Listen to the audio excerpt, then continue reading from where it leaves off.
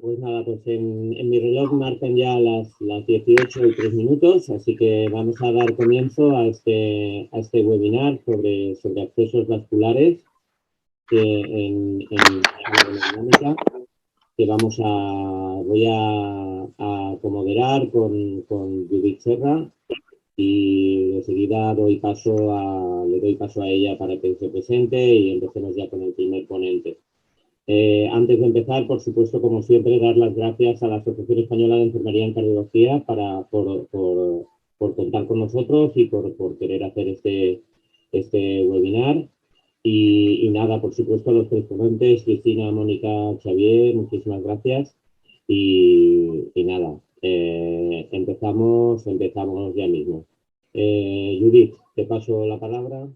Hola, buenas tardes. Mi nombre es Judith Serra y soy la supervisora de hemodinámica del servicio en el Hospital Germán Trias y Pujol. Antes de dar paso a la primera ponente, quería comentaros que tenéis el chat activo para poder hacer cualquier tipo de pregunta, que la resolveremos al final. Recordaros también que quedará grabado este webinar para poder luego acceder a él a través de la web de la Asociación Española de Enfermería en Cardiología. Y sobre todo, si podéis tener los micrófonos apagados para que así sea más fácil. Con vosotros, la primera ponente, que es Cristina Polonio, enfermera de hemodinámica del Hospital del Mar. Cristina, cuando quieras. Pues nada, muchas gracias. Primero agradecer a la EC y a los moderadores por poder darme esta oportunidad. Voy a hablar sobre los accesos vasculares en la sala de hemodinámica. Primero haré una breve reseña sobre la historia. En 1924, el doctor Haas hizo su primer acceso endovascular a través de una cirugía, disecando la arteria femoral. En 1953, el doctor Seldinger creó un nuevo método de punción llamado técnica de Seldinger, que sería la herramienta clave que hoy en día se utiliza en las salas de hemodinámica. Unos años más tarde, el doctor Campeau realizó su primer cateterismo coronario a través de un acceso radial, ¿vale? Y unos años más tarde, concretamente 4, el doctor Chiamenegi hizo su primera angioplastia coronaria, que bueno, al final se utilizan materiales con diámetros más gruesos, y hasta 4 años más tarde no se puede utilizar la radial al ser una arteria con un diámetro más pequeño. Hoy en día utilizamos la técnica de Seldinger modificada, que como podéis ver se puede utilizar tanto en vena como en arteria. Se realiza una punción con la aguja. Después, cuando se observa flujo sanguíneo, ya sea arterial, pulsátil o venoso, se introduce una guía metálica. Después se retira la aguja y se coloca un introductor o cánula enhebrando el catéter. Y finalmente se retira la guía y ya se puede realizar el cateterismo en este caso. Los tipos de abordaje que tenemos, normalmente los más utilizados son el retrógrado y el anterógrado, tanto en punciones arteriales como venosas. El más utilizado es el retrógrado, que va en contra del flujo sanguíneo, porque normalmente la mayoría de procedimientos que se utilizan en la sala de hemodinámica son arteriales, pero también utilizamos accesos venosos. Después también tenemos la ayuda de ecógrafos, que hoy en día los podemos utilizar porque es un método mucho más seguro, sobre todo para punciones femorales y yugulares. El ecógrafo lo que nos permite es diferenciar tanto el vaso arterial como el venoso, hacer una punción segura y sobre todo a la hora de puncionar y en el post procedimiento ver si si hay alguna complicación derivada de esta punción. Después, como podéis ver, en la punción femoral, también utilizamos la fluoroscopia, ¿vale? En este caso, veis aquí, bueno, hay un pequeño vídeo, donde se ve el paso de contraste por la arteria femoral y podemos ver que se ha puncionado la femoral común por encima de la bifurcación de la superficial y la profunda. Así garantizamos que con estas referencias óseas y a través del paso del contraste que la guía nos ha pasado bien y que se ha funcionado en el sitio correcto. En cuanto a la vía de acceso, hay distintos requisitos. El primero, bueno, normalmente el médico te suele decir por qué acceso quiere ir. Normalmente para los cateterismos coronarios pues se utiliza el radial. Y entonces también dependerá mucho del manejo que tenga el operador sobre la vía de elección. la familiaridad que tenga, el entrenamiento. Después también las características del paciente. No es lo mismo utilizar un acceso radial en un paciente que pesa 50 kilos que en uno que pesa 150. Entonces se ha de valorar las distintas características, así como, por ejemplo, si toman anticoagulantes, pues la punción femoral es un poco más, no contraindicada, pero es un poco más, tiene un poco más de riesgo. También hoy en día estamos bueno, en un mundo donde la disminución de la estancia hospitalaria es mejor por la disminución de costes, pero también para el paciente, porque así tiene una pronta recuperación, y también para una estrategia ambulatoria con más facilidad. En cuanto a las específicas, pues también tendremos en cuenta los signos y síntomas de una enfermedad vascular periférica, por ejemplo, que el paciente pues, no tenga un buen riego distal.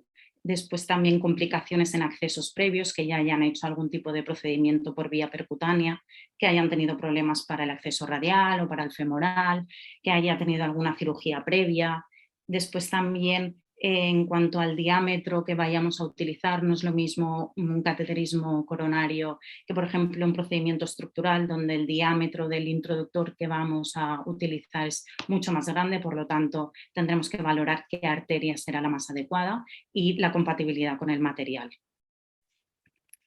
En cuanto a las recomendaciones para la punción, es un procedimiento que es estéril, así que se ha de garantizar la máxima asepsia. En mi hospital hacemos la antiasepsia con la clorhexidina alcohólica, utilizamos después el anestésico local, nosotros mepivacaína, así que en otros hospitales utilizan la lidocaína, y después también la valoración y la presencia tanto de los pulsos distales como de la coloración y de la temperatura de la extremidad. Más adelante hablaré sobre el test de Allen y el pulso femoral en el momento de valorar estos pulsos y del marcaje.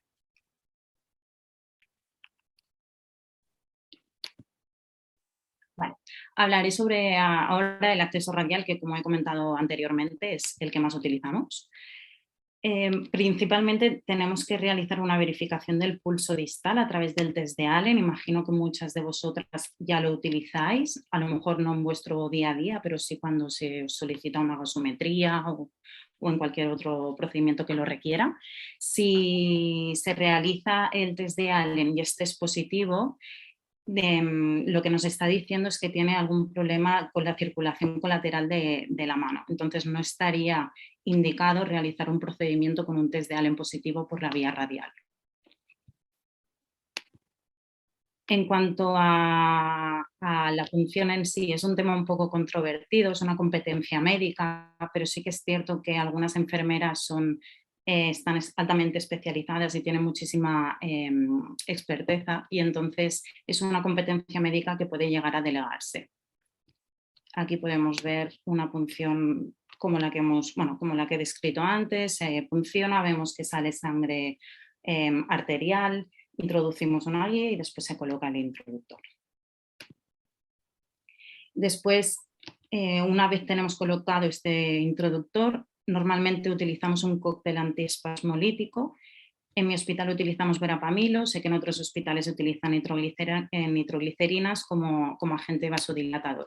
En esta imagen podéis ver, en la imagen de la izquierda, una arteria sin este cóctel que mide 2,55, y una vez se administra este cóctel ha aumentado a un diámetro de 3,29. Por último, en cuanto al cierre arterial, más adelante Mónica creo que hablará de ello, pero bueno, simplemente comentar que se hace una compresión mecánica y que se puede utilizar tanto un vendaje compresivo como una pulsera hemostática. En cuanto al material, no me detendré mucho, es lo que hemos hablado antes. Pondremos anestésico local con una aguja subcutánea y una jeringa, después la aguja de micropunción, la guía teflonada para darnos el camino y después el introductor con el dilatador para no ser tan agresivos a la hora de entrar a la arteria. Y en cuanto a los procedimientos que se utilizan en la arteria radial, son tanto el cateterismo coronario como la angioplastia, las angioplastias más complicadas, y después procedimientos también estructurales se están llegando a utilizar. Ventajas, muchas. tiene menor incidencia en cuanto a las complicaciones vasculares, no necesitas de una compresión prolongada. En nuestro hospital tenemos un protocolo que, por ejemplo, si es un cateterismo coronario diagnóstico, en 2 horas se puede retirar el vendaje y en 3 horas el paciente puede irse. Así que realmente permite una deambulación muy precoz porque el paciente puede salir de sala caminando, mayor comodidad para el paciente, disminución de costes y de estancias hospitalarias. Y en cuanto a las desventajas, bueno, simplemente comentar que hay pacientes pues, que pueden hacernos espasmos, se puede llegar incluso a perforar la radial si nos cuesta pasar la guía, o incluso tener, como aquí podéis ver en las imágenes, una arteria pues, que no es una autopista, sino la carretera del Garraf, o sea que tiene muchísimas curvas. Y después también el diámetro de la arteria es estrecho, nos permite con un máximo de un 7 French. Entonces, en procedimientos que se prevé que vayamos a utilizar un French mayor, no se utilizará la arteria radial. El acceso femoral. El acceso femoral también es uno de los accesos estrella de la sala de hemodinámica. También empezaremos con las recomendaciones, verificaremos el pulso periférico. Aquí, como podéis ver, tenemos 3. El pulso femoral a nivel de la ingle, después tenemos el pulso popliteo que va detrás de la rodilla y después el pulso pedio, que normalmente es donde se suele marcar el pulso a nivel del pie. En cuanto a los cierres arteriales, el que siempre se ha utilizado, el tradicional, ha sido la compresión manual y después se utiliza un vendaje compresivo que se ha de dejar unas determinadas horas con la inmovilización de la extremidad, pero hace relativamente pocos años se empezaron a utilizar los cierres percutáneos, que lo que permiten es que, por ejemplo, en 4 horas el paciente pueda deambular. En cuanto al material, lo mismo. Simplemente la diferencia, pondremos más anestésico local y a lo mejor la aguja un poquito más grande, introductores de mayor calibre, y para los procedimientos pues los mismos que anteriormente, añadiendo pues balones de contrapulsación que también se pueden utilizar, la ECMO, valvuloplastias y un montón de procedimientos más. Es el estrella, digamos. En cuanto a las ventajas, realmente en cuanto a dificultades anatómicas, con otros accesos, por ejemplo el radial, cuando el paciente tenga loops o no se haya hecho un espasmo radial y a lo mejor no se quiera pinchar cubital, pues se puede ir por arteria femoral. Los introductores de mayor calibre, como hemos hablado, una mejor navegabilidad del material y un mayor soporte. Al final estamos entrando por una arteria con un diámetro mucho más grande. En cuanto a las desventajas, pues bueno, hay una mayor incidencia de complicaciones respecto a la radial y algunas de estas complicaciones pueden ser un hematoma retroperitoneal, un pseudoneurisma, hacer una isquemia vascular, que bueno, son complicaciones que son bastante severas. Después también el tiempo de inmovilización está más alargado y aunque hoy en día se utilizan los cierres percutáneos, no en todos los pacientes se pueden utilizar. Y después dentro de estos cierres percutáneos hay uno que se utiliza que es con un tapón de colágeno que, por ejemplo, no nos permitiría volver a funcionar esa misma arteria durante 3 meses. Otros accesos arteriales. Tenemos la cubical y la braquialo-humeral. Son buenas alternativas, se utilizan cuando tienes un mal acceso birradial y una elevada probabilidad de complicaciones a través de la punción femoral. La incidencia de éxito es similar a la de la radial y tanto una como la otra, bueno, pues la hemostasia es más complicada porque no tenemos no tenemos un plano humeral que nos pueda apoyar bien, por ejemplo, el vendaje o la pulsera. Después también tenemos en la arteria cubital cerca el nervio cubital que puede causar graves complicaciones si lo puncionas. Y en principio, pues esto, su utilización actual es más limitada. Aquí, bueno, volvemos a ver las recomendaciones, verificar el pulso distal con el test de Allen como antes, los tiempos de hemostasia alargados y más minuciosos porque, bueno, al final no tienes un buen apoyo óseo y después los cierres arteriales parecidos a los de la radial, simplemente se han de colocar en sentido inverso y dejarlos más tiempo. Y para los procedimientos en cateterismos y en angioplastias, yo no tengo gran experiencia en otros procedimientos. En cuanto a los accesos venosos, son accesos menos utilizados en la sala, pero aún así el más utilizado es la femoral y la basílica. Son procedimientos que se utilizan para el cateterismo derecho, para evaluar el gasto cardíaco, para hacer biopsias endomiocárdicas, colocación de marcapasos temporales. Simplemente, bueno, son venas normalmente de mayor calibre, y bueno, se realizan compresiones manuales y después o se deja vendajes semicompresivos o se cierra con sutura, dependiendo del tipo de procedimiento y del introductor colocado. Y por último, estos son accesos quirúrgicos no percutáneos, que yo no hablaré, simplemente los nombraré. Más adelante los nombrará el doctor Carrillo, y simplemente para que sepáis que también existen, pero que yo no tengo experiencia con ellos, no puedo hablar mucho, pero sé que se utilizan, por ejemplo, para a veces utilizar la ECMO, Impella, TAVI, pero hoy en día los procedimientos percutáneos son los más utilizados. Y ya estoy, en fin, gracias. Perfecto, Cristina, muchísimas gracias. La verdad es que la presentación ha estado muy bien y ha sido muy gráfica y muy agradable. Así que de verdad, muchísimas gracias, Cristina. Y nada, ya hemos visto que hay un par de preguntas por ahí, así que nada, las iremos respondiendo cuando terminemos las tres presentaciones y bueno, animaros a que sigáis preguntando cosas. A continuación vamos a dar paso a Mónica Soceras, que nos va a hablar sobre las complicaciones vasculares y sobre las complicaciones vasculares. Mónica, pues ella es enfermera del Hospital de Marsías y Pujol, de Hemodinámica del Hospital de Marsías y Pujol. Y nada, Mónica, pues cuando tú quieras, todo tuyo. Muchas gracias, Javier. Bueno, buenas tardes a todos. Agradecer también esta oportunidad de poder participar en este webinar. Yo os voy a hablar de las complicaciones en los accesos vasculares después del cateterismo cardíaco y de los métodos de hemostasia en los accesos femoral, radial, cubital, omnoidal y radial distal. Este es el índice que voy a seguir para realizar mi presentación. Para empezar, explicaros que existen diferentes tipos de accesos a la hora de realizar un cateterismo. Destacar que siempre nos referimos a arterias, las cuales son vasos pulsátiles y que son más difíciles de comprimir que las venas. Las vías de acceso principales las ha explicado la compañera Cristina y solo nombrarlas: la femoral, la radial, la humeral, la cubital y la radial distal. Deciros de la radial distal, que es como la más novedosa, que aún está en curva de aprendizaje. El pulso lo localizan en la tabaquera anatómica y el paciente se beneficia de la colocación quirúrgica más cómoda a la hora de realizar el cateterismo, evitando la hiperextensión del brazo y así se evita el dolor en el codo y en el hombro. Vamos a empezar con la arteria femoral. Antes espero explicaros que el concepto de hemostasia es un conjunto de técnicas y cuidados específicos dirigidos a conseguir el cierre vascular preservando la pared de la arteria. Al ser la arteria femoral de mayor calibre, necesitamos diferentes opciones para conseguir este cierre.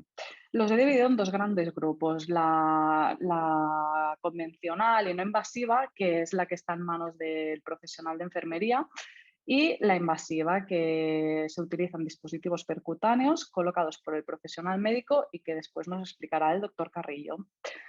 Nombrar por eso que en ocasiones he visto una pregunta que hacía un poco de referencia a esto, como por ejemplo cuando el calibre del introductor es más elevado o cuando no es suficientemente efectivo el dispositivo percutáneo o bien existe algún sangrado residual, nos podemos encontrar que aun y haber utilizado los cierres percutáneos tengamos que reforzar la hemostasia con una compresión manual.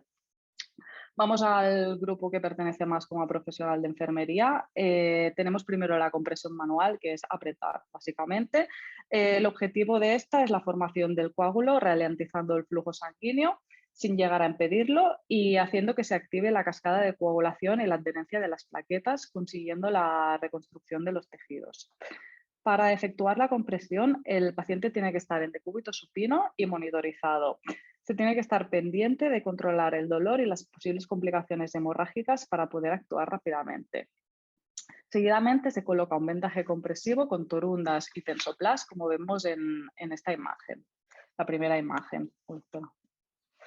La compresión mecánica se realiza con un dispositivo que es el C-clamp, que vendría a ser lo mismo que en la primera imagen, pero con un dispositivo en forma de C.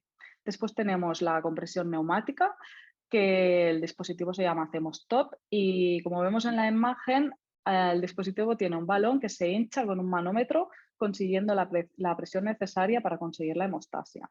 Y por último, la compresión manual asistida con parches hemostáticos, que es un apósito con sustancias procoagulantes que reducen el tiempo de hemostasia, y decir que el uso no está muy generalizado por el elevado coste económico. Las complicaciones de la hemostasia de la arteria femoral, deciros que enfermería es quien detecta estas complicaciones de manera precoz y con ello conseguimos minimizar el efecto que puedan tener. Es por eso que se tiene que hacer una vigilancia de los signos y síntomas del sangrado, teniendo en cuenta que las hemorragias y los hematomas son las complicaciones más frecuentes. Empezamos con la hemorragia, se describe como la pérdida de sangre a través del punto de punción y existen diferentes grados, el leve, el moderado, el más severo, como vemos en la primera imagen. Y la hemorragia también puede llegar a ser interna, provocando un hematoma retroperitoneal, como vemos en la segunda imagen que os explicaré. Los síntomas que tendremos que identificar como enfermeras son la hipotensión, el dolor, la distensión abdominal, así como la disminución del hematocrito. Para hacer un diagnóstico y confirmarlo, es necesario una prueba de imagen. Como vemos, bueno, como os he dicho en esta segunda imagen, yo no soy experta leyendo tags, pero si trazamos una línea vertical aquí y comparamos ambos lados, aquí vemos el acúmulo de sangre.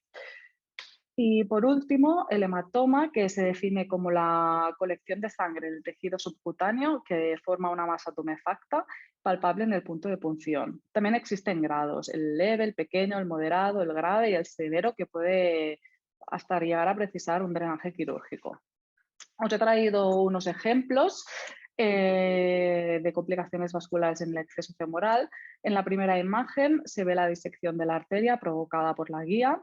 Además, también vemos como uno de los operadores está ejerciendo compresión manual antes de solucionarlo con un tratamiento endovascular. En la segunda imagen vemos cómo la femoral pierde completamente el flujo. Y en la tercera imagen vemos cómo ha pasado un balón para sellar esta disección.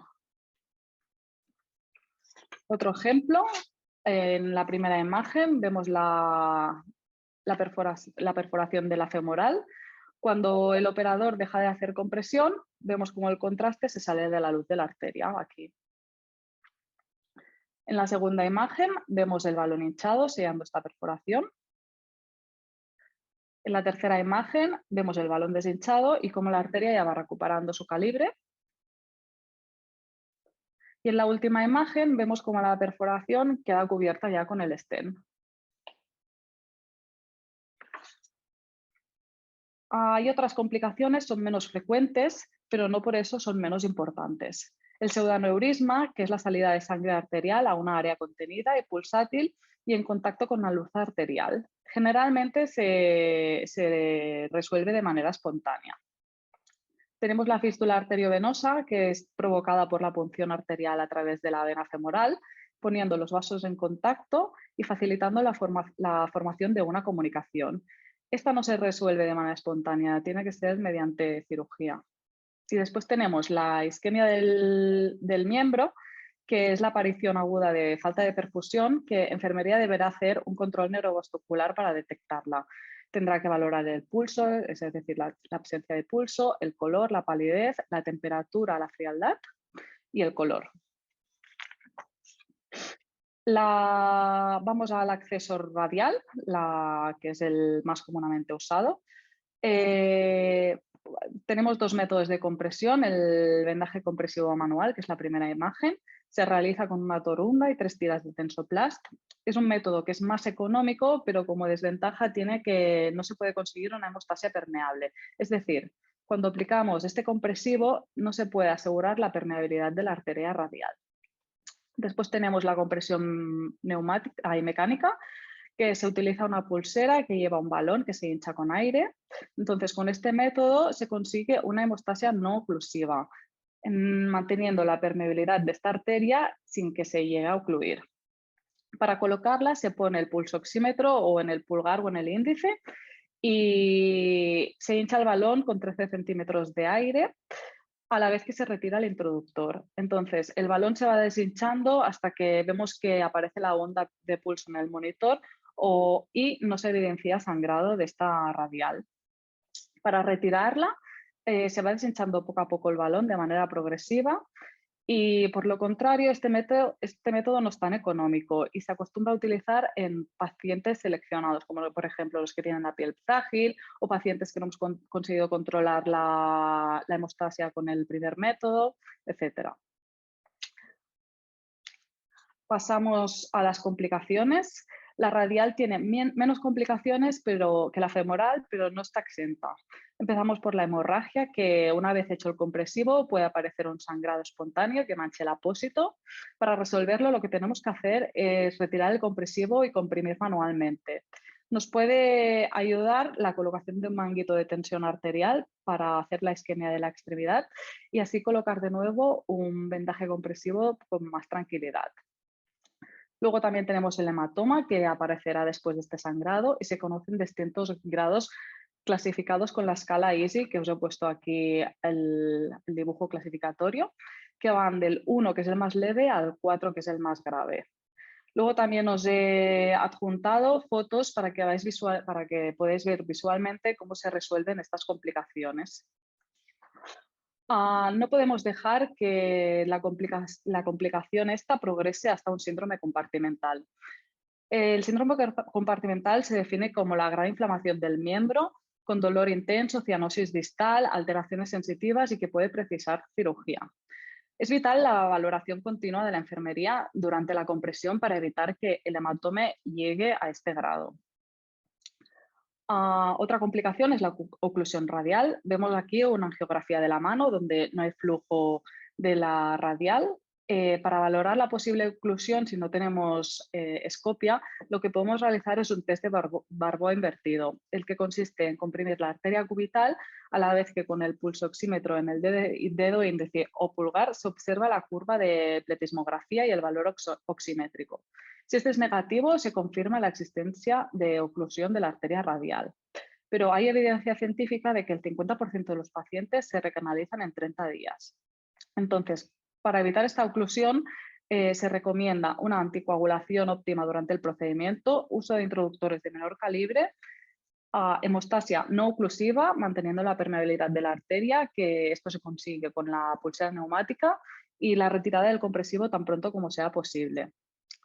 En resumen, la enfermera es esencial en el manejo de este acceso y tiene la capacidad de reconocer las complicaciones y actuar rápidamente, evitando complicaciones más graves.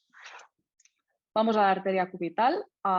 Tenemos los dos métodos mismos de compresión, el vendaje compresivo manual, que también se hace con una torunda y tiras de tenso, y la compresión mecánica con una pulsera neumática, que la diferencia la tenemos es que la pulsera la tenemos que poner al revés que como la pondríamos para la radial.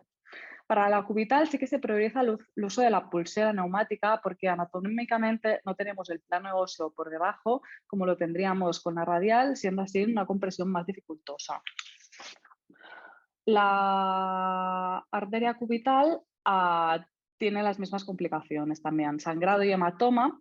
El riesgo de sangrado con hematoma posterior puede ser mayor que en la radial por esta dificultad de compresión que os he comentado. Para determinar el grado tenemos también la escala EASI y he añadido aquí un vídeo con la pulsera neumática que se ve que no está hinchada suficientemente, se ve como la arteria cubital pulsa y sangra un poco, ¿vale? Entonces deberíamos hincharla un poco más. Y otra complicación de la hemostasia cubital es la lesión del nervio cubital. Como la arteria pasa por el lado del nervio cubital, la lesión puede comportar trastornos sensoriales y motores de la extremidad. Así que los complicaciones de enfermería se centrarán en la colocación correcta y precisa del vendaje para conseguir una hemostasia eficiente, en el control riguroso del vendaje compresivo para detectar la aparición del sangrado, el control del dolor y el control neurovascular y el control de la temperatura de la mano. Seguimos con la arteria humeral. El compresivo de la arteria humeral se hace igual que con tiras de Tensoplast y la dificultad es que el calibre de la arteria es más elevado y la hemostasia más complicada. Las complicaciones de la arteria humeral tenemos la hemorragia, que es la tumefacción sobre la fosa antecubital, y el dolor. Después tenemos la fístula también arteriovenosa, que es lo mismo que en la femoral, la comunicación secundaria a la punción de la arteria y la vena. Y por último, la isquemia, que es provocada por una trombosis de la arteria. El paciente presentará dolor, pérdida de pulso, palidez y frialdad del brazo, como vemos en la foto adjunta. Y ya para acabar, la arteria radial distal. Disponemos de los mismos métodos de compresión que la radial y la cubital, la compresión manual con una torunda y tiras de Tensoplast y con la pulsera neumática, pero en este caso el dispositivo vemos que es específico. Las complicaciones de la hemostasia de la radial distal, como el acceso por radial distal aún no está muy extendido en la práctica habitual de los hemodinamistas, se precisa de una curva de aprendizaje. Como consecuencia de este acceso, que es operador dependiente, hay poca bibliografía de las complicaciones. A pesar de esto, tenemos las típicas, la hemorragia, el dolor y el hematoma, como vemos aquí en la imagen que se presenta en la palma de la mano. Para finalizar, destacar las curas de enfermería principales, que es la colocación adecuada y precisa de los vendajes compresivos para establecer una hemostasia eficiente, un control riguroso del compresivo para detectar la aparición de complicaciones, el control del dolor, ya que un hematoma provoca dolor en la zona, el control neurovascular de la extremidad, signos de isquemia, el pulso, la temperatura, como he estado explicando antes, la educación sanitaria al paciente, que tenemos que incidir en la importancia del reposo absoluto de la mano, y el control de las constantes vitales. Los signos de alarma serían la taquicardia y la hipotensión. Dos apuntes para finalizar. Decir que pasadas 6 horas de la intervención, la posibilidad de tener una complicación vascular disminuye de manera drástica. Por lo tanto, es importante la vigilancia durante las primeras horas. Y deciros también que la presentación esta se ha basado con los métodos y complicaciones que aparecen en la bibliografía, pero también lo que yo veo en mi práctica profesional. Ya como anexo he añadido 2 fotos, son 2 fotos distintas, pero es el mismo paciente. La femoral derecha del paciente vemos un introductor de gran calibre, creo que es un 16 French, y vemos aquí el precierre con un perclose para cuando saquen el introductor puedan realizar una buena hemostasia. Esto diríamos que va como a la aorta.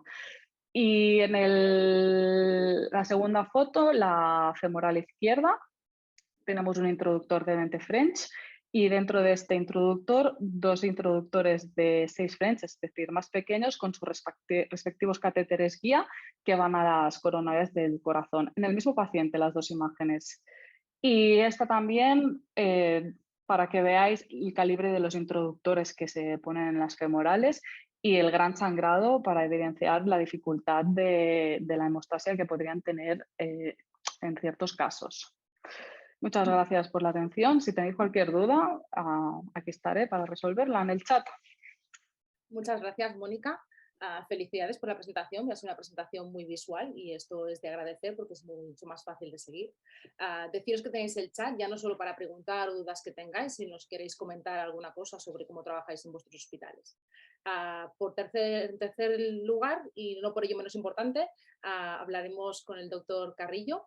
Es cardiólogo hemodinamista y jefe de la unidad de hemodinámica del Hospital Germán Trias y Pujol, que nos hablará de los accesos quirúrgicos y los dispositivos de cierre percutáneo. Xavier, cuando quieras. Buenas tardes a todos, es un placer estar con vosotros para explicaros estas 2 cosas que se parecen en nada, pero sí que el nexo común a lo mejor es que son procedimientos que hacemos más los hemodinamistas o el médico, pero es bueno saber en qué consisten, sobre todo para poder anticipar, para entenderlos y poderse anticipar a las complicaciones. Vamos a empezar por el lado oscuro, ¿vale? Hay que pensar que al final se convierte en bueno, y es como empezamos. Vamos a empezar a hablar por el acceso vascular quirúrgico, teniendo en cuenta que si echamos un poco de historia, los que ahora hacemos percutáneo por la femoral, empezamos con las TAVIs, todo en accesos quirúrgicos, y eso va a ser la tónica prácticamente en todos los accesos, ¿vale? ¿Cómo se ha puesto de moda esto? Porque cada vez en la hemodinámica actual necesitamos accesos de mayor tamaño, ¿vale? Tenemos 1000 procedimientos de TAVI, de ECMOs, transmitrales, entonces necesitamos accesos grandes, ¿vale? Y cuando no podemos por accesos femorales, pues hay que buscar alternativas para estos enfermos, ¿vale? Hablaré de tres principales, ¿vale? Diferenciamos los accesos quirúrgicos en accesos centrales, que son los que empezaron con las TAVIs, que necesitan una abertura del tórax, tanto el transapical como el transaórtico. El transaórtico ya prácticamente está en desuso, que es uno de los primeros, ¿vale? Que necesita una estenotomía media, entonces las ventajas de implantar una TAVI por aquí se reducen a cero. El acceso transapical inicialmente era acceso alternativo al transfemoral, que hay un desuso y ya se está recuperando para todo lo que no es TAVI, sobre todo para el acceso de válvulas mitrales percutáneas, que necesitan muchos frames de diámetro, al menos por ahora, y el acceso se hace por transapical. Y los otros accesos quirúrgicos, que son los que más fácil van a acabar siendo percutáneos, son accesos periféricos, y que consisten sobre todo en el axilar o subclavia y la transcarotidia. ¿Por qué ahora se hacen quirúrgicos? Porque son accesos que dan un poco de miedo sus complicaciones, son accesos que son zonas que no se pueden comprimir, y entonces queremos una hemostasia exquisita desde el primer momento. Ahora hay algún grupo que está empezando a hacer subclavia o axilar, que es axilar porque es extratorácica de forma percutánea, y la transcarotidia a lo mejor será la última en convertirse porque es la que da un poco más de miedo. El acceso transapical, y como he dicho, es un acceso que era alternativo a la transfemoral y necesita una toracotomía media submamaria, y lo que buscamos, primero con el ECMO, buscamos que sea a la punta del ápex y tienes un acceso directo al ápex con muy poca disección, ¿vale? El cirujano prepara con una bolsa de tabaco el ápex o con 2 suturas en U, y entonces lo que vamos a hacer es pinchar en las bolsas de tabaco, que como veis aquí en el vídeo, ¿vale? Vemos perfectamente la presentación como corazón late, hacemos las bolsas de tabaco con plessets y vamos a pinchar justo aquí, y después al retirar ellos sellarán con la presutura que han hecho, ¿vale? Aquí vemos en el mismo paciente como tenemos el introductor, esto debe ser un 22 o un 24 frames, en el ápex, ¿vale? Justo donde ellos van a hacer la hemostasia. Esto tiene un acceso muy fácil para la aórtica y por eso al principio era acceso preferido por los cirujanos para la TAVI, pero también es verdad que a la mitral también tienes un acceso solo inclinando un poco el introductor, y ahora las válvulas percutáneas mitrales que hay en el mercado son para acceso transapical, ¿vale?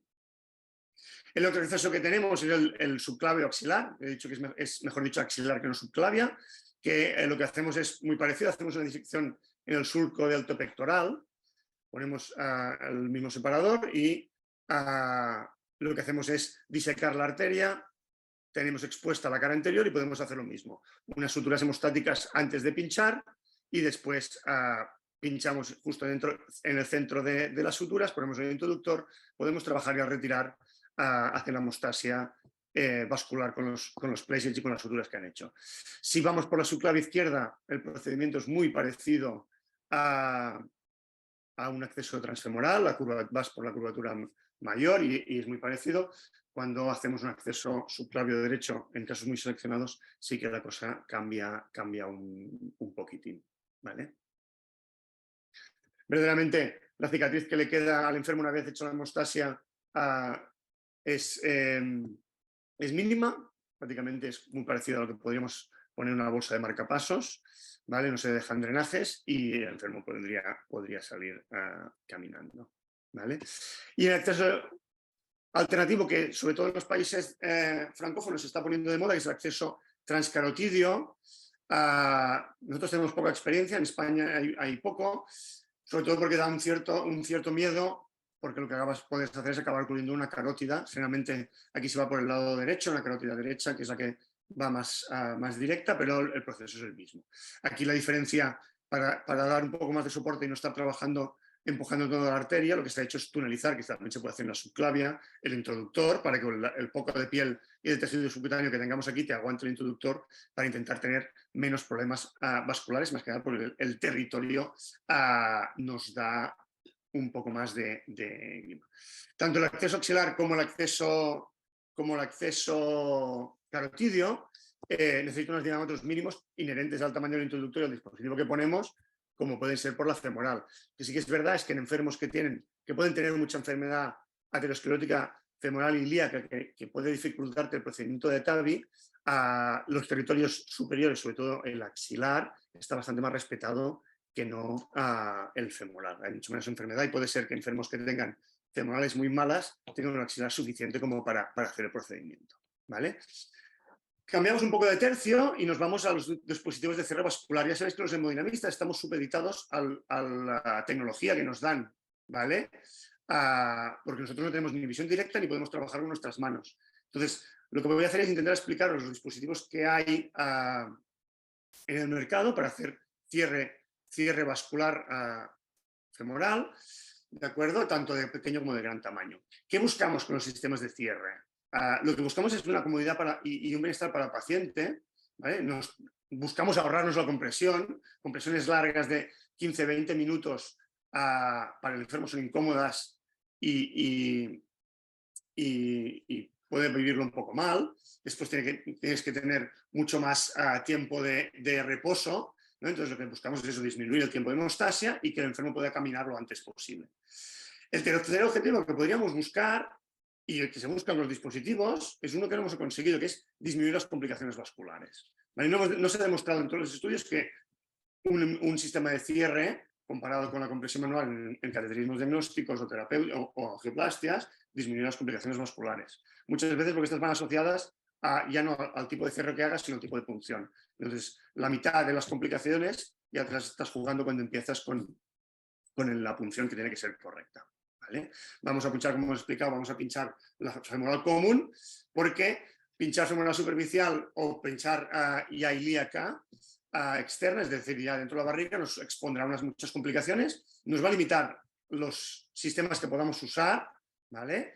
Porque femoral superficial o profunda están contraindicados los dispositivos de cierre, ¿de acuerdo? Y también nos orientarán al tipo de complicaciones que vamos a tener.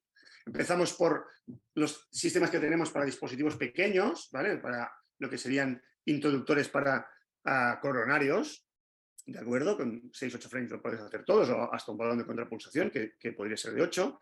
Y lo que tenemos que diferenciar es que tenemos dos tipos de hemostasia, ¿vale? Los que tenemos de tapón de colágeno y la hemostasia por sutura. La sutura lo que busca es una hemostasia primaria, es decir, vamos a juntar los bordes de la arteria para que tenga un proceso de curación, ¿vale? Los dispositivos de colágeno o la compresión manual lo que va a buscar es una hemostasia secundaria, es decir, vamos a hacer un coágulo, ¿vale? Para que esto sea lo que hace el tapón inicial y el proceso de reparación sea secundario, ¿vale?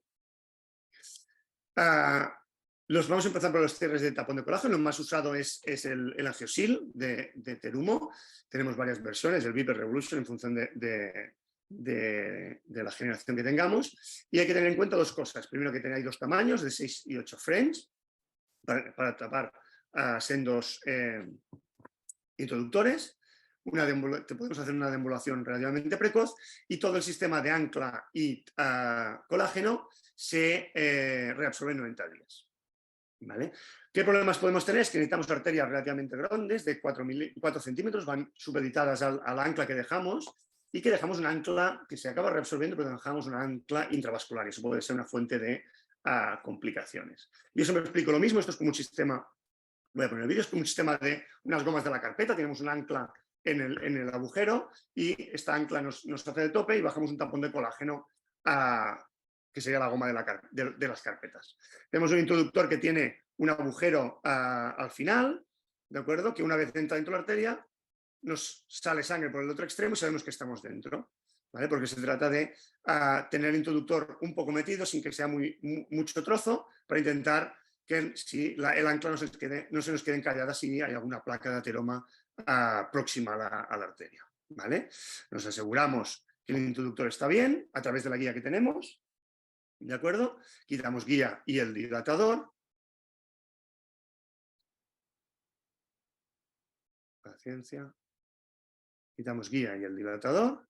¿Vale? Y nos quedamos con el introductor prácticamente igual que el que teníamos para hacer la liberación de alangiosin. ¿Vale? El angiosin está aquí, el ancla está justo aquí, el colágeno está arriba.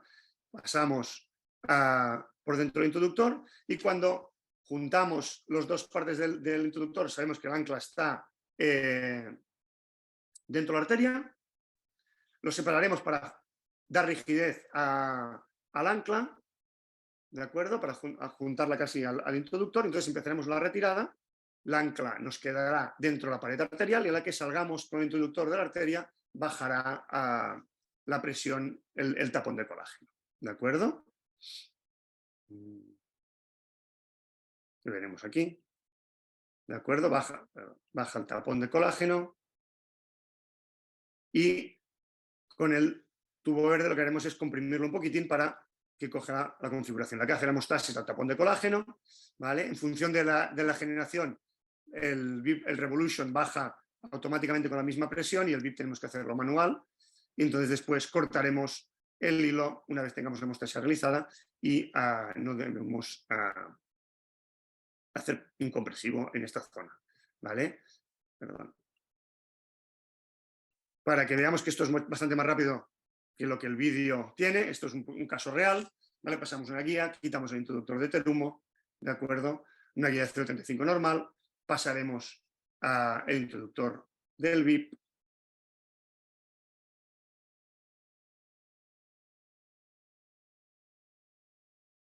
¿De acuerdo? Una vez aseguramos de que sangra, sabemos que estamos dentro de la arteria, retiramos los dos componentes, veis que es mucho más rápido que el vídeo demostrativo.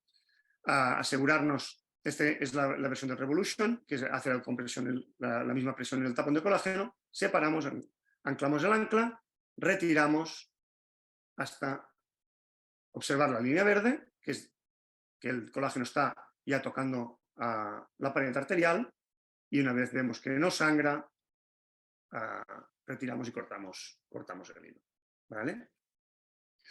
También de Terumo tenemos un femosil que es parecido al sistema, pero en lugar de tener un tapón de colágeno tenemos un disco que está tocando y hace un sándwich sobre el punto de punción. Necesitamos femorales un poco más grandes porque la ancla es más grande, ¿de acuerdo? Se reabsorbe prácticamente lo mismo y el sistema de liberación es parecido.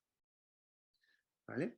Esto nos usa, es todo el sistema, esto lo usaremos de dilatador y de implantador. Lo que pondremos es un fiador a este nivel, por donde pasaremos la guía.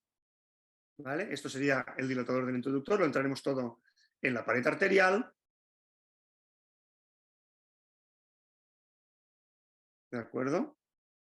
Una vez estemos dentro, retiraremos toda la estructura de plástico, que eso es seguro que de los dos discos, ¿vale? Veremos que se nos llena la cazoleta de sangre, sabiendo que estamos dentro de la arteria.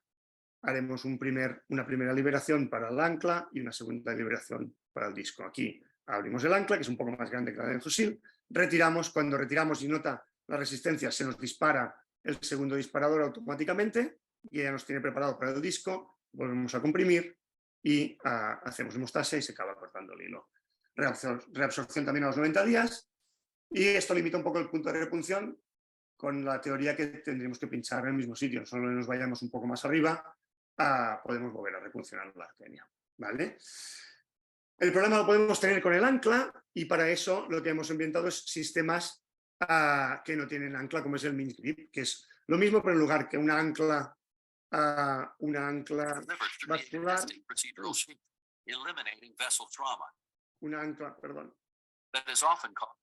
ancla vascular lo que hace es un balón que te hace de ancla.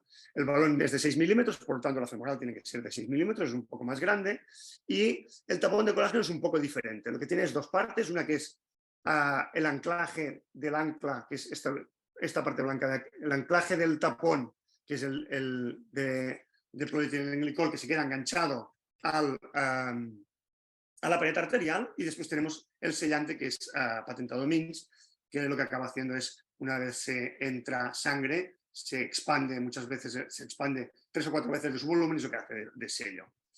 La reabsorción es un poco más rápida, ¿de acuerdo? Y lo bueno es que no dejamos ninguna luz arterial. Nosotros también comprimimos, aquí tenemos el sello que se pega a la pared arterial para que no se desenganche una vez quitemos el balón. Después tenemos el MINS, que cuando retiramos el balón se llena un poco de sangre, que es lo que acaba cogiendo el volumen. ¿De acuerdo? Los vídeos son un poco largos, entonces cuando nosotros retiramos sale un poquitín de sangre que rellena el sellante y acaba hacer la hemostasia que hemos dicho secundaria. ¿De acuerdo? Los hematíes se acaban pegando en el MINS y veis cómo va cogiendo volumen y es lo que acaba haciendo el tapón. ¿Vale? Y entonces, cambiando de sistema, vamos a hacer los sistemas que hacen hemostasia primaria, que acaban siendo las suturas, que es el Perclos, el Proglito, el Prostyle. Es de Abbott. Teóricamente está diseñado para cerrar entre 5 y 8 frames. También tiene una deambulación precoz a las 2 horas y se puede repuncionar al mismo momento, porque lo único que dejamos es una sutura de prolene de 3 ceros. ¿De acuerdo? Con la aparición de los dispositivos de gran tamaño, la combinación de 2 o más nos ha permitido cerrar agujeros un poco más grandes. Lo que tenemos que tener en cuenta es que cuando queremos cerrar un introductor grande, los dispositivos se tienen que implantar antes de poner el diámetro grande y hacer la dilatación. ¿Vale? Una vez está puesto el dilatador de 18-20 frames, no podemos cerrar en segunda intención con el ProGlide. Es decir, tenemos que hacer el precierre. ¿De acuerdo? Una de las cosas buenas que tiene es que, a diferencia de los otros, tú acabas teniendo siempre una guía de 0,35 prácticamente hasta el final. ¿De acuerdo? Eso siempre te permite un rescate y conservar el acceso. ¿Vale? Que esto a veces sirve. Lo que hacemos es, cambiamos el introductor de 6 con una guía de 0,35 por el CLOS, que es súper hidrofílico y navega muy bien por arterias tortuosas. Una vez estamos para entrar en la arteria, quitamos la guía y hacemos el movimiento para entrar. Lo mismo que antes, cuando tienes dentro de la arteria sale sangre por el chivato lateral, y entonces lo que vamos a hacer es un proceso de 4 partes, que además están marcadas con 1, 2, 3 y 4, es bastante fácil. La primera, el 1, es abrir las anclas para apoyarte en la pared de la arteria, ¿vale? El paso 2 es clavar las 2 agujas que son el punto del prolene de 3 ceros. Como nosotros no tenemos un punto, lo que tenemos es 2 agujas que se clavan en las cazoletas y tenemos un conector en blanco, que lo que va a hacer el conector es que al retirar hace que el punto de prolene pase de un lado al otro. La sutura ya está prefijada en el dispositivo, ¿vale? El 2 la clavamos, el 3 retiramos y hacemos pasar el hilo, y entonces lo que vamos a hacer es entrar un poquitín el perclos para separarnos un poco de la pared y cerrar las anclas con las cazoletas para poder sacar el dispositivo y dejar la sutura con el nudo ya hecho en la pared arterial, ¿vale? Sabemos que la sutura está hecha si nos salen los 2 cabos que después usaremos para anudar. Nos vuelve el acceso de la guía, que aún tenemos bastante dispositivo dentro, para volver a pasarla y sacar el perclos con la guía de 0,35 dentro. Si quisiéramos poner un segundo, sería el momento de pasar el segundo. Y lo que tenemos es, como nuestro dedo no puede llegar a anudar el punto, lo que tenemos son unos bajadores. Este es un bajador viejo que se usa en Estados Unidos, que aquí prácticamente hasta esta nueva versión no existía, ¿vale? Y veremos la versión que usamos más en Europa, que es este bajador, que es como una especie de... A mí me recuerda mucho las agujas que tenía mi abuela para pasar nudos, ¿vale? Abriremos con el blanco, pasaremos los 2 hilos por dentro de la aguja. Es imposible que se salgan porque se cierran. Entonces lo que vamos a hacer es bajar el dedo y hacer un poco de hemostasia. Tenemos los 2 cabos. El azul es el para traccionar y el cabo blanco es para fijar el nudo cuando estemos contentos con la hemostasia. Y por el mismo sistema, una vez tenemos los 2 nudos dentro, el rojo lo que hace es cortar el nudo dejando unos bigotes un poco para no cortar el nudo, ¿veis? Aquí la aguja de pasar nudos, se entran los dos y entonces cuando lo bajamos, apelando el rojo, cortamos, siempre dejando unos bigotes de seguridad, ¿vale? Otro sistema que tenemos de prevención primaria es el StarCross, que también es de agua. Lo que hace es una grapa de nitinol, que lo que hace es hacer que el punto protruya, se clava por debajo en forma de estrella, ¿vale? Y entonces aquí haces la hemostasia, ¿vale? La ventaja también es que no dejas nada intravascular, la pega es que dejas un nitinol que se va a quedar así para siempre extravascular, ¿vale? Y los más interesantes, a lo mejor los más de moda ahora, son los dispositivos para introductores grandes, de 10 a 22, que van siendo 14, 16, que son los que usan para la TAVI. Tenemos lo mismo, sistemas de colágeno y sistemas de sutura. Combinar dos perclos o el Prostar, que es lo mismo, pero ya con los dos perclos juntos, que es el inicial. ¿Vale? Los Prostar ya llevan las 4 agujas con los 2 hilos y la diferencia es que tú tienes que hacer los nudos. Los ProGlides van de uno en uno, pero el nudo viene prehecho y después tenemos el sistema Manta, que acaba siendo como una fusil más grande, con un ancla endovascular y un tapón de colágeno. Vamos a ver algunos ejemplos. De Prostar tenemos poca experiencia, pero prácticamente solo lo usan los que primero usaron cierre percutáneo en TAVIs, antes de que se inventara usar 2 perclos, ¿vale? Y os enseñaremos un vídeo de usar 2 perclos en un cierre grande. Tenemos que hacer espacio, el subcutáneo no nos ayuda, tanto para entrar introductores como para hacer la hemostasia, ¿de acuerdo? Una vez ahora tenemos un introductor pequeño, lo que hacemos es hacer un poco de espacio con un introductor de 6 frames, abriendo un tracto hasta la arteria para que el perclos pueda navegar bien. Pasamos un primer perclos. Inicialmente los combinábamos en cruz, girábamos el perclos para ponerlo a las 10 y a las 2, ¿vale? Después hemos cambiado un poco la técnica, que veréis la diferencia, ¿de acuerdo? ¿Vale? Y lo que hacemos es poner los dos paralelos, inclinándolos un poquitín. Veremos que la hemostasia sobre la arteria es diferente. Como os decía, ponemos un primero, sacamos los 2 hilos, los separamos con un mosquito, entonces lo que vamos a hacer es volver a pasar la guía y poner un segundo.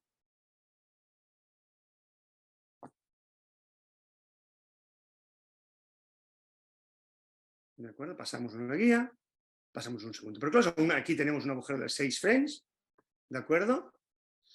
Ponemos el segundo perclos orientado diferente al inicial, ¿de acuerdo?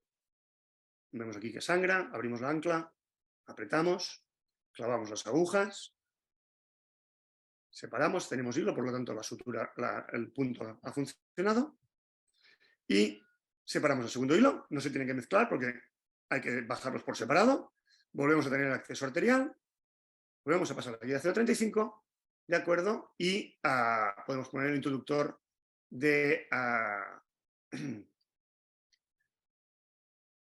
grandes dimensiones, ¿vale?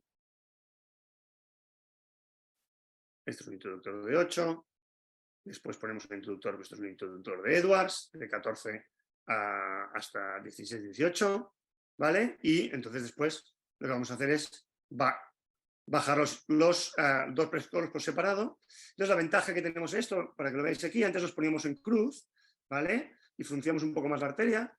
Ahora después se pusieron paralelos, lo que hacíamos era fruncirla de proximal a distal. ¿Veis? La diferencia en las angiografías de control es que la arteria quedaba menos estenótica.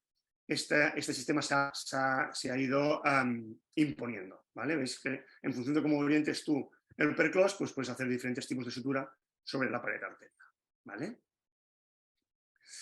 Y la alternativa con tapones de colágeno es el sistema Manta, que lo que es un ancla muy grande. Existen también dos dispositivos, el de 14 y el de 18 para introductores de 10 a 14, o el de 18, que es el que interesa, que es para introductores de TAVI, ¿vale? De 15 a 22. En esta la ventaja es que no necesitamos precerrar, hacerlo antes de poner el introductor grande, Lo que tenemos es que medir la distancia hasta la arteria, es decir, no es que pueda poner el introductor de 14 y después plantearme poner un manta, sino que tengo que hacerlo desde el principio porque necesito saber a qué distancia está, bueno, lo que hacíamos con todos los dispositivos. Tenemos un dilatador que cuando entra dentro de la arteria sale sangre y puedes medir el trozo de subcutáneo que tienes que negociar, ¿vale? Necesitamos punciones correctas por un centímetro por encima de la bifurcación y en el centro, que sean como todos los dispositivos. Estudios comparándose con 2 per clos, los resultados son los mismos. En cuanto a complicaciones, lo que sí que es verdad es que las complicaciones del manta son más oclusivas y necesitan más stents. Las complicaciones con un per clos estamos más acostumbrados a solucionarlas con balón o menos porcentaje de stents, ¿vale? Este es el vídeo introductor, es un introductor de Cook debe ser de 16 o 18, ¿vale? Entonces, lo que tenemos es, hemos medido la distancia, ya sabemos que está a 6 centímetros, 4 centímetros, entonces lo que hacemos es retirar con la guía de 0,35, ¿de acuerdo?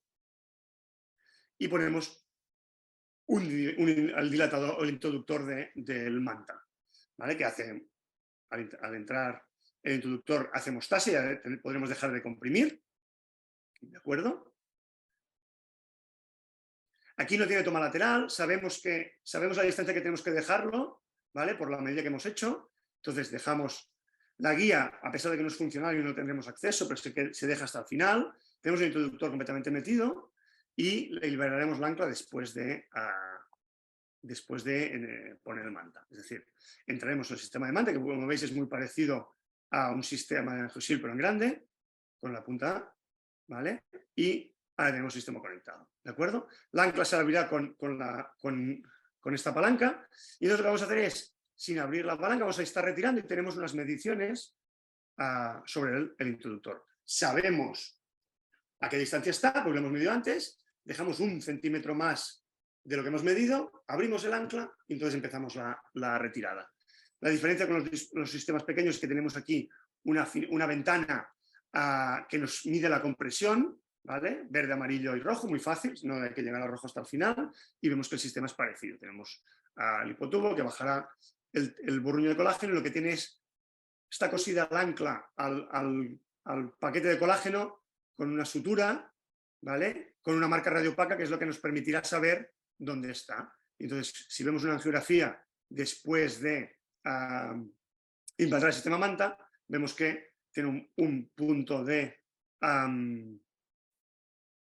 radiopaco que sabemos por dónde está.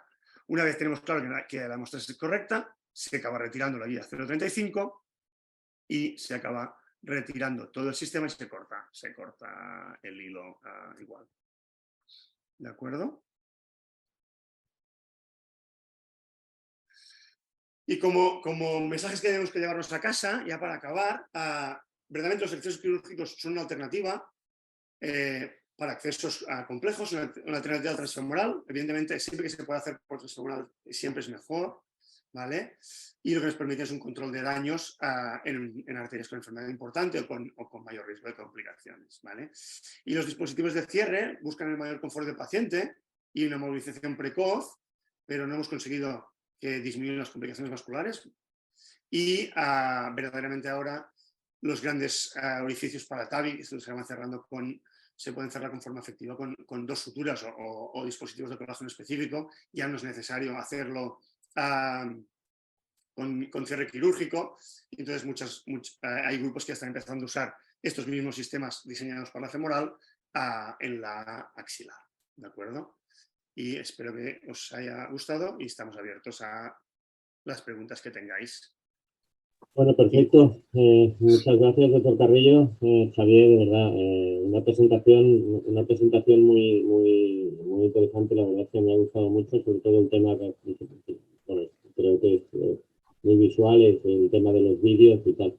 Aunque sí tengo que decirte, Javier, y me vas a permitir que te lo diga, que en la práctica diaria da la impresión de que estos vídeos se hacen muy largos, ¿no? Porque yo creo que en la sala desde luego no parece que el procedimiento sea Por eso he puesto el del preclose, el del angiosil, el del vídeo promocional y uno puesto por mí que tardas una cuarta parte, sí. No tenemos tanta paciencia como los vídeos.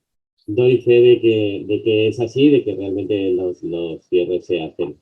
Bueno, ya estamos esperando que lleguen vuestras preguntas. Mientras tanto, pues como siempre, Judith y yo hemos preparado alguna pregunta para vosotros tres y bueno, pues nada, aquí estamos.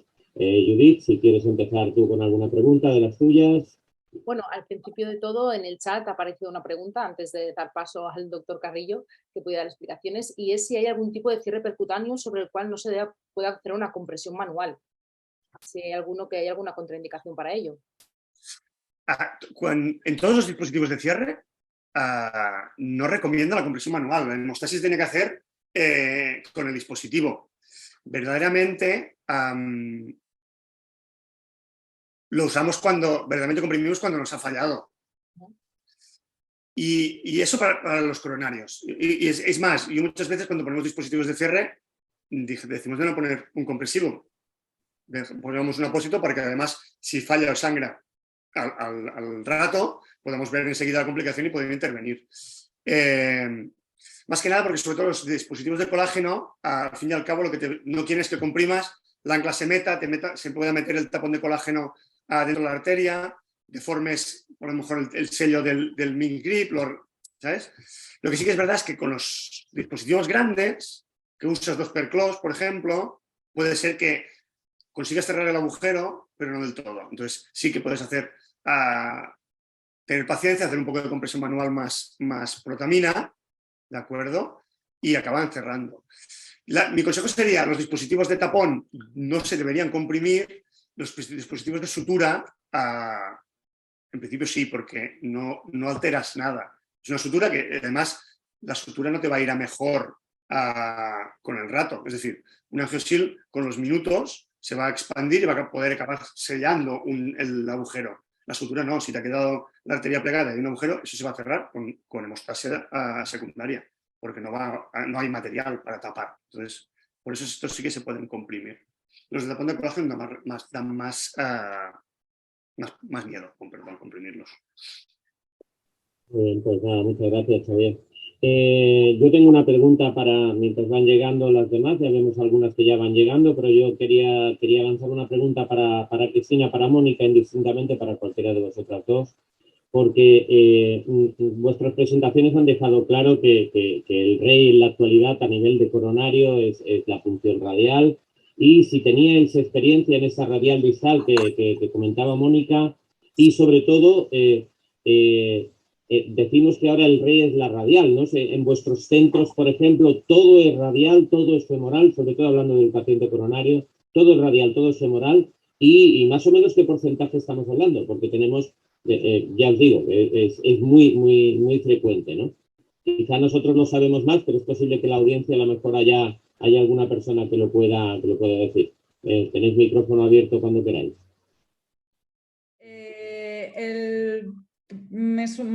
Creo recordar que el porcentaje de arteria radial versus el femoral creo que es del 98%, si no me equivoco, doctor Carrillo. Llevamos muchos años por encima del 90, 92, 93, 94. Para coronarios ya es el gol estándar. Ahora sí que es verdad que estamos un poco más en boga con la radial distal, sobre todo es un poco más cómodo para el enfermo, sobre todo si vas por izquierda, eso sí que es verdad. Y verdaderamente hay un cambio, un antes y un después. Hay 1000 estudios que comparan ambas técnicas y no hay color. No hay color. Verdaderamente sí que es verdad que necesita una curva de aprendizaje como todo, para todos, para nosotros y para enfermería con la hemostasia. No tiene nada que ver una fémura con una radial. Entonces, puede ser que en algunos sitios sea más difícil entrar por esta curva de aprendizaje, ¿no? Porque la gran excusa yo recuerdo que era que por la femoral se iba más rápido, ¿no? Entonces, por ejemplo, en la angioplastia primaria se iba por femoral porque iba más rápido. Y es realmente mentira si tú trabajas, si estás experimentado en radial. Claro, para uno que hace 3 radiales al año, seguramente irá más rápido por femoral, pero para un radialista casi es al revés, porque no teníamos tanta maña y nos costaba más pinchar una femoral que no una radial. ¿Tienes algún comentario en tu centro, por ejemplo? Perdón. Cristina, te digo que es que no te escucho bien, perdón. Que si tenías que hacer algún comentario. Pues, por ejemplo, aquí en el Hospital del Mar, no, que yo conozca, yo hace relativamente poco que estoy en la unidad, pero no tenemos tanta experiencia con la radial distal. Sí que hay un operador que algunas veces la ha utilizado, pero normalmente siempre utilizamos la radial. Y cuando no tenemos un buen acceso birradial, pero siempre utilizando primero o la derecha y después la izquierda, pues al final tendemos a la femoral, o cuando estamos con un código donde la radial nos está dando problemas y demás y no tenemos un buen soporte, pues al final decidimos femoral, pero ya te digo que el porcentaje es como el que comentaba Mónica y el doctor Carrillo. Yo quisiera hacer una pregunta a Mónica. Mónica, tengo entendido que estás en un grupo de trabajo de radial llevado por enfermería. ¿Nos podrías explicar un poco en qué consiste? Pues es un grupo de trabajo en el que participamos varios hospitales de Cataluña y Baleares. Lo que hemos hecho es hemos trabajado para hacer una recluta de pacientes y que en estos pacientes aplicarles la misma técnica de hemostasia protocolarizada y describir las complicaciones que pueden dar, tanto con pulsera como con compresivo convencional. Esto se reportará en una base de datos y veremos a ver el resultado, no a nivel solo de un hospital, de varios hospitales, con distintas formas de trabajar cada centro, pero con el mismo método.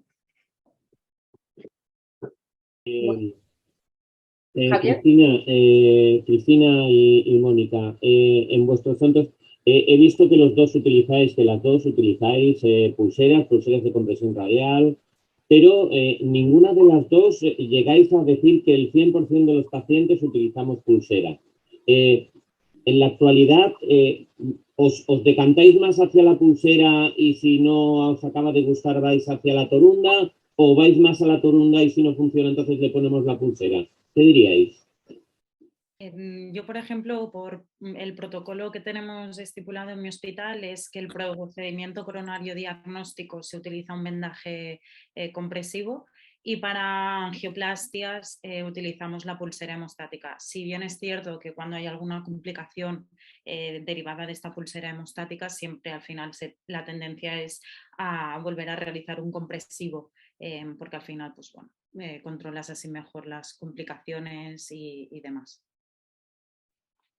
Nosotros casi todos los pacientes le ponemos un compresivo convencional.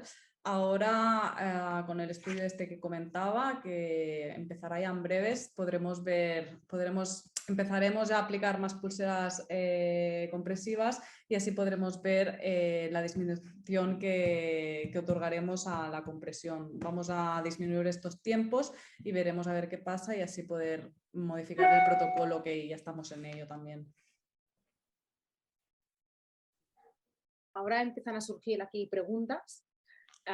Nos pregunta Sara: hola a todos, gracias por este webinar, es muy interesante. Referente a los accesos femorales arteriales, después de un dispositivo percutáneo mediante sutura, ¿dejáis compresivo femoral aunque sea efectivo al cierre o no? Y si es así, ¿cuántas horas lo dejáis? La primera parte de la pregunta. Nosotros dejamos compresivo femoral solo para los introductores de gran tamaño. Cuando haces dos suturas con perclos o ahora estamos combinando perclos y angiosil, pero solo para los diagnósticos, los coronarios que tengas que ir por femoral, no hace falta compresivo. Y en la radial, los tiempos de compresivo, preguntan, tanto si es diagnóstico o es por angioplastia. Cristina, Mónica. Nosotros, por ejemplo, tenemos como un cuadro que lo tenemos colgado en la sala, y dependiendo, por ejemplo, en la radial, que creo que me comentabas sobre la radial, si es un procedimiento diagnóstico, se puede retirar el vendaje compresivo a las 2 horas. Independientemente de que el paciente esté anticoagulado, que muchas veces crea un poco de de decir, bueno, si el paciente está un poco, bueno, si está descoagulado, no lo dejáis más tiempo, no, en principio lo retiramos a las 2 horas, si viéramos que sangrara, pues volveríamos a aplicarlo 1 hora más. Chica, más o menos igual. Nosotros tenemos un poco más largo, es lo que comentaba, los tiempos de compresión son un poco más largos, vamos a intentar disminuirlos porque con reuniones como esta o otra que tuvimos la semana pasada vemos que es una buena opción, pero bueno, se tiene que protocolarizar bien. Bueno, me he olvidado, perdona, que me he olvidado de añadir que en las angioplastias donde se pariniza el paciente a dosis plena, sí que retiramos la pulsera a las 4 horas. Pero vale decir aquí que quizá que es más un tema de protocolo hospitalario, es decir, cada hospital o cada centro más o menos va a tener un protocolo de retirada de la pulsera y seguro que no va a haber dos iguales. Esperemos que en este grupo que está metida Mónica, a lo mejor que nos pueda dar algo más de luz en este sentido y se pueda generalizar algo más, aunque siempre decimos que generalizar siempre no es demasiado bueno y tal. Tenemos otra pregunta, Judith. Sí, por otro lado nos comenta que si el beneficio de la pulsera es disminuir la oclusión de la radial, si es por un tema económico por el cual no se utiliza la pulsera.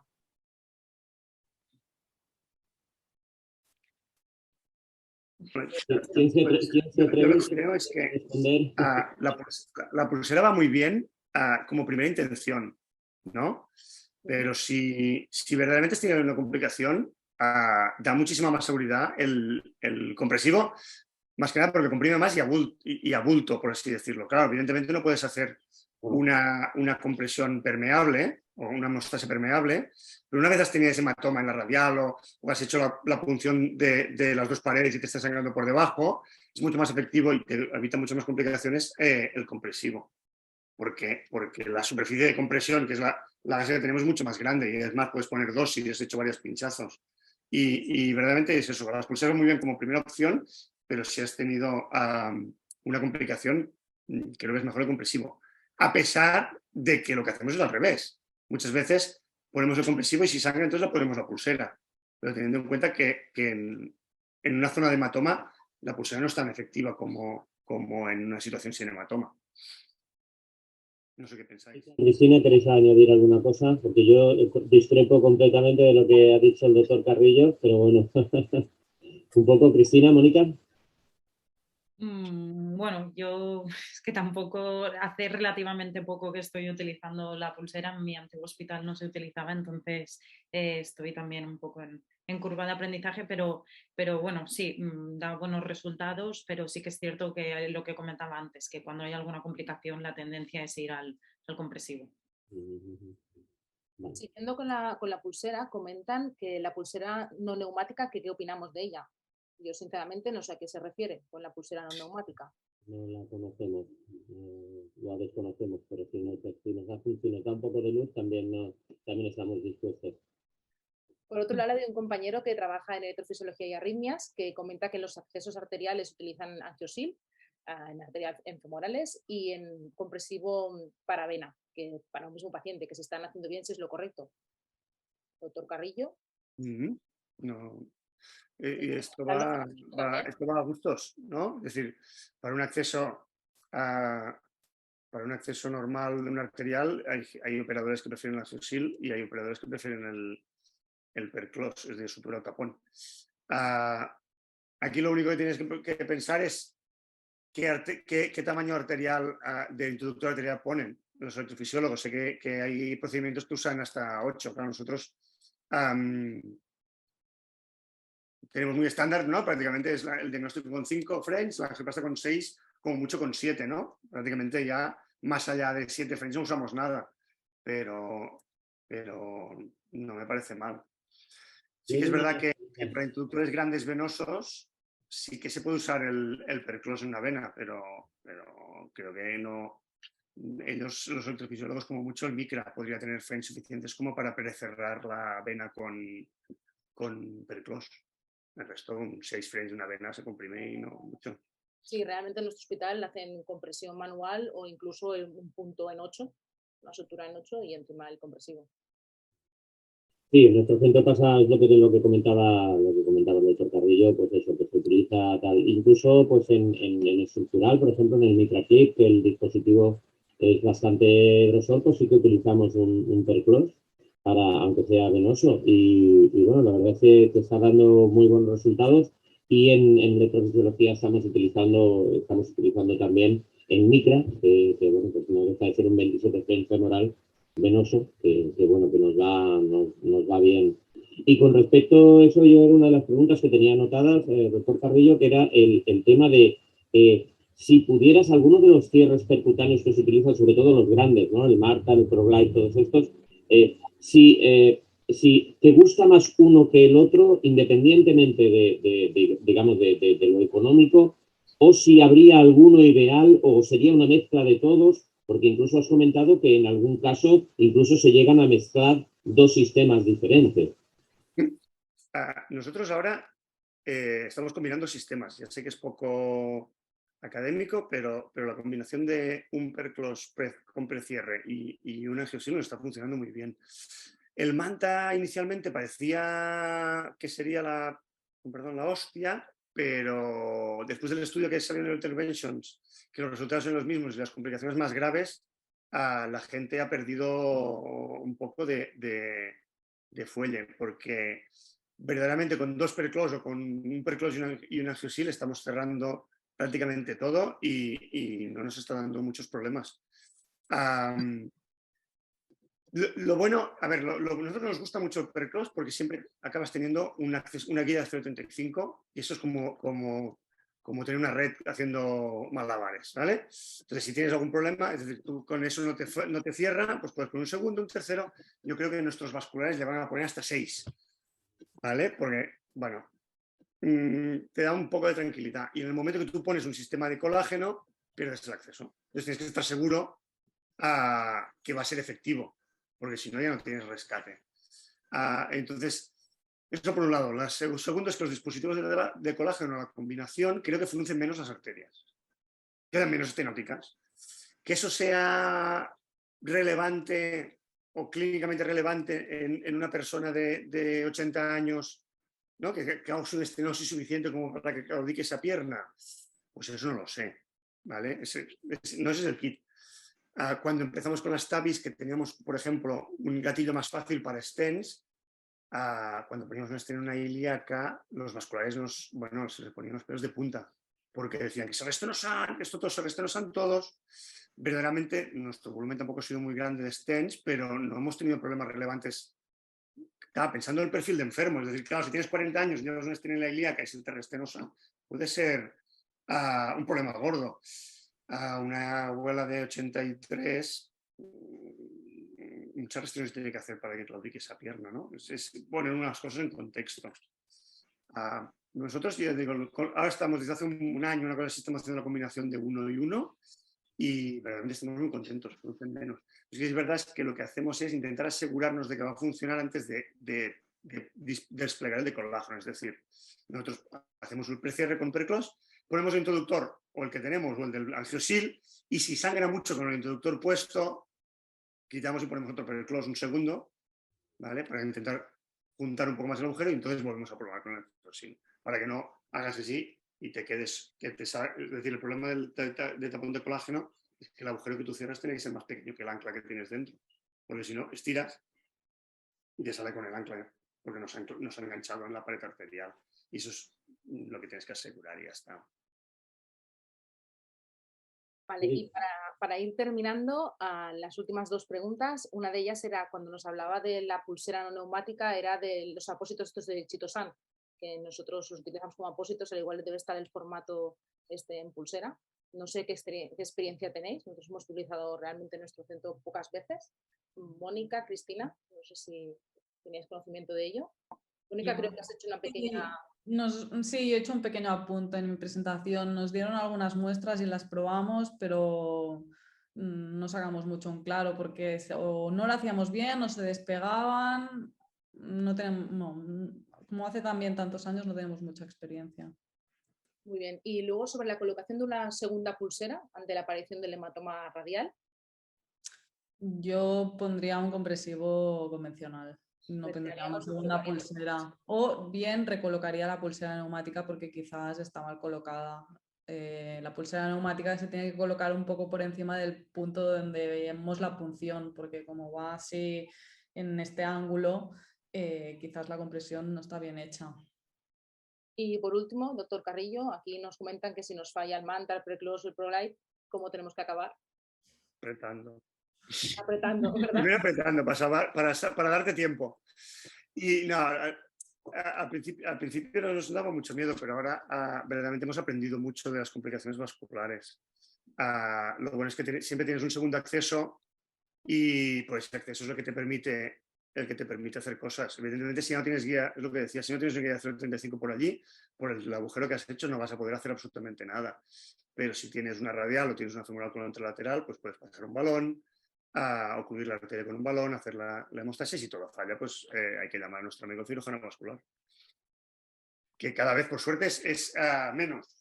¿Vale? Al principio, alguna visita nos habían hecho y ahora ya nos vemos en el bar. Muy bien, no sé. La verdad es que es curioso el tema de los protocolos interhospitalarios que comentábamos antes. Por ejemplo, en mi centro, el 98% de las funciones radiales en el coronario se utiliza pulsera neumática. Estamos muy contentos con el sistema, por eso discrepaba un poco de lo que decía el doctor Carrillo, porque para mí es muy seguro el tema de que si sangra, yo como que es transparente lo voy a ver enseguida y voy a poder poner otros medios, que luego al final a lo mejor tengo que acabar poniendo, como tú comentabas, un apósito, una turunda, un apósito compresivo. Sí, pero la verdad es que a nosotros nos da muchísima seguridad en este sentido la pulsera. Y con respecto a la doble pulsera que comentaba, yo me encontré en un caso precisamente ayer que había habido dos o tres funciones en el momento del acceso y si ponía una abajo me sangraba el de arriba y si ponía el de arriba me sangraba el de abajo y ahí acabé poniendo dos pulseras y la verdad es que se solucionó el problema. Al cabo del rato fuimos a verlo y la verdad es que se había solucionado. Y bueno, no sé, fuera de esto, cómo va. Yo creo que vamos a terminar este webinar. La verdad es que las tres presentaciones han sido excelentes. De verdad, muchísimas gracias a los ponentes. Y nada, no sé, Judith, si quieres añadir alguna otra cosa.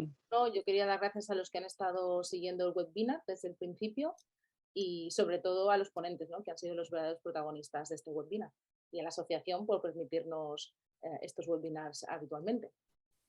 Pues nada, pues eso, pues entonces si os parece bien lo dejamos aquí. Reitero las gracias a Cristina, Mónica y Xavier. Por supuesto, las gracias a la Asociación Española de Enfermería en Cardiología. Y nada, que si queréis que nos veamos pronto, pues en Mallorca, en el Congreso de la Sociedad Española de Cardiología, junto con la Asociación Española de Enfermería en Cardiología, nos podemos ver. Y nada, deseando volver a verlos. Muchísimas gracias a todos los asistentes y gracias a todos por haber querido compartir ese rato con nosotros. Gracias a vosotros. Gracias. Gracias. Adiós. Adiós.